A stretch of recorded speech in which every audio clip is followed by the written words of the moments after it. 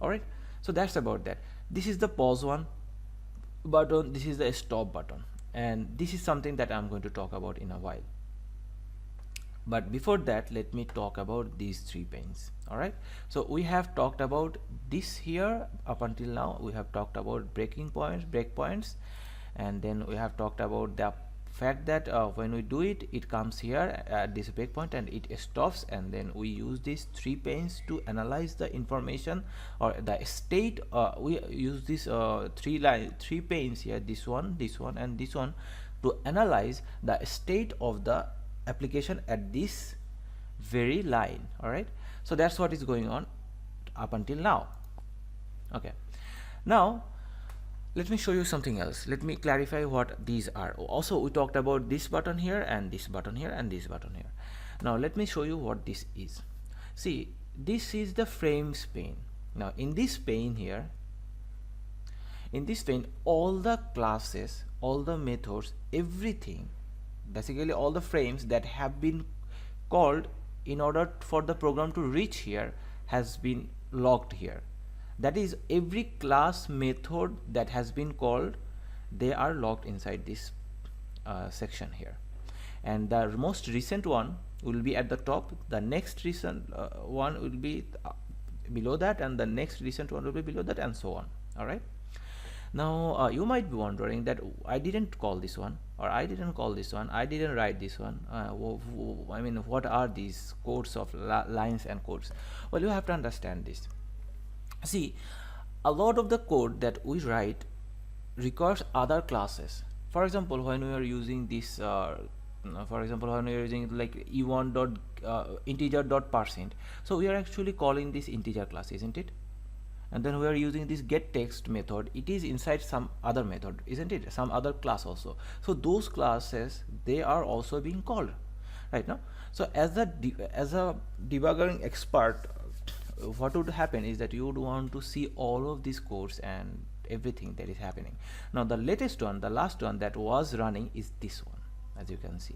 Now if you press this one, you can see this is some other class that had to be called.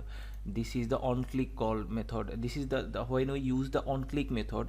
Now this is the actual original class that had to be called, that had to be used, and we didn't actually notice that, but the Android operating system had to do that.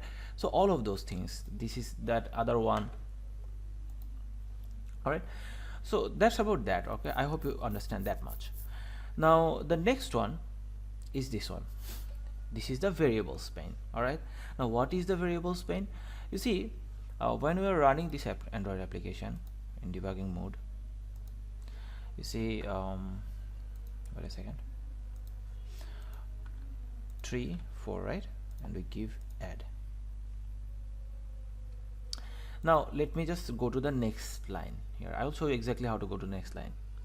See, when you went here, next line, you see x is equal to 4. So once that line was executed, there was a variable and it is giving us the value of this variable. Now of course you have to know something, that variable is not, I mean, there are multiple kinds of variables. Okay, now as a beginner maybe you know only this kind of variables, but as you progress through your coding career, you will learn that there are a lot of other kinds of variables, other kinds of variables that create your Android application state. For example, the context of your Android application, then there might be some kind of fragments, there might be some kind of handler, all of those things are also variables, and over time you will learn about those things. And one more thing that you should be very clear is that nobody knows everything, so you should not worry yourself too much. You should just know that this is how you do it. And for now, in this video, as a beginner, just focus on the fact that this section here, it provides you with all the variables here. For example, if I go to the next line here, as you can see, n1 here, this one, and in this line, when we executed the line, n1 was actually 3. How was it 3? Because we put it here. You see, we've put the value 3 inside this line. And by the way, let me tell you something else. Let me show you another thing. If you want to press this add button here, it's not working right now. Do you know why? Because we have pressed this button once and when it was we pressed it, these lines of code were supposed to run, but what happened is that we stopped the execution of code at these lines, at this line, then we brought it here. So the program right now is here. Actually it has not completed its cycle, so we cannot press it again, because I mean the first time we pressed it, that execution is not yet completed. So that's what is going on right now. Alright, so that's about that. And in the variable span which we are talking about, see if I go to the next line, you see and 2 is if we go to the next line, as you can see, and 2 is 4. Which is this 4? This is the 4 that we are talking about. Alright, ha ha ha. Anyway, so that's about that. Now there is this another one, which is this pane, watches pane. Now what is this watches pane? There is this example that I use all the time, which is this. And let's say you are creating a car racing app, all right? Now where you car racing game, all right? Now inside the game, for example, imagine or suppose that the car is a variable, all right? Now when the car is running inside through a road, what happens is this. If the environment inside your program, like the area inside beside the road is changing, everything around the road or every environment in around the environment around the car is constantly changing inside your program, right? For example, imagine you are playing Need for Speed, and you are running for a race, and everything around your car is changing, right? But your car is one thing. As a programmer, your car is not exactly changing. I mean, it is also changing, but when the whole application is running, one thing that you want to focus on is the car and the state of the car. In what state is the car itself is during the whole race, during the whole road. So what I mean is this. For example, during this program here, everything changes line by line. Like when I come from this line to this line, something changes. This line to this line, something else changes, right? That happens. But what happens if we want to keep track of one specific variable, like how this specific variable is changing as the program is executing? For example, I have a now for example in the car example, the whole environment was changing, but the car itself is something that we want to keep track of, exactly how this one specific thing is at this moment. Is it changing? Is it not changing? What's going on with this car? In the same way, for example, we have a variable here x, and it's equal to 4. Now for example, we want to keep track of this variable here throughout the whole program. Like what happens to this variable throughout the whole program when this program comes here or some other goes to some other function. What happens to this specific variable? All right, so in order to do that, what we do is this. We come here, let me just show you. We come here and we take this variable here and press enter and enter, and see, now along the whole program, whenever this variable or the state of this variable can be watched from this section here. All right, for example, let's add another one. For example, we want to change the condition of which is this n1, right? See, now when we place this watch here, so when the whole system is running and this variable pane is changing with every line of code, right? When it comes to a new line, when it comes to a new function, these lines actually changes, right?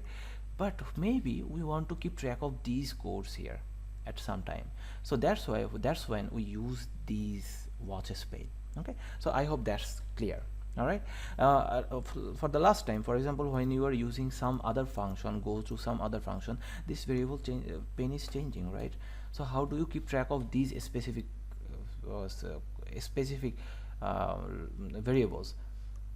You see, for example, when you are in this method, this specific variable is not relevant, so it's showing that it doesn't even exist in this section here. When you come to do add method. Inside this method there is this variable, so that's what is going on there.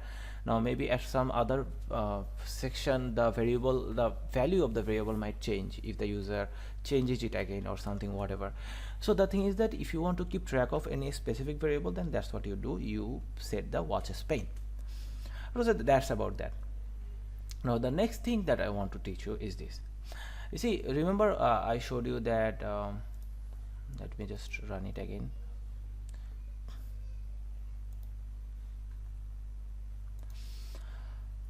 All right,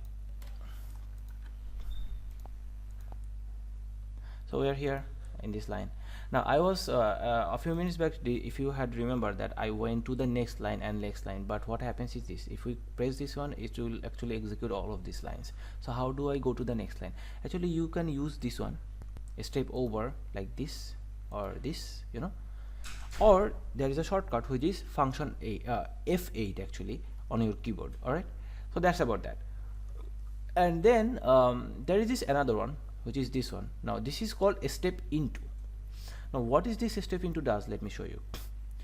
Let's just go to the next line, and here as you can see there is not only a line, there are some methods also inside this line. For example, as you can see, there is this method also.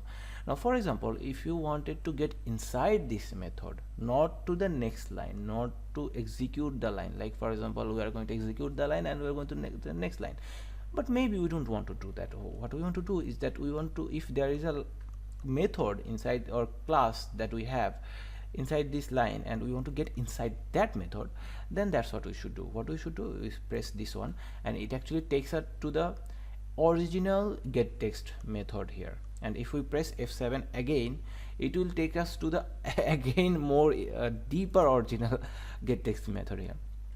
So that's about that. All right, now by the way, if you want to get out of this section here, then what you should do is this: you should use this step out button. This one, it will get you back to the previous one, and then if you press that button, it will get you back again to the previous line.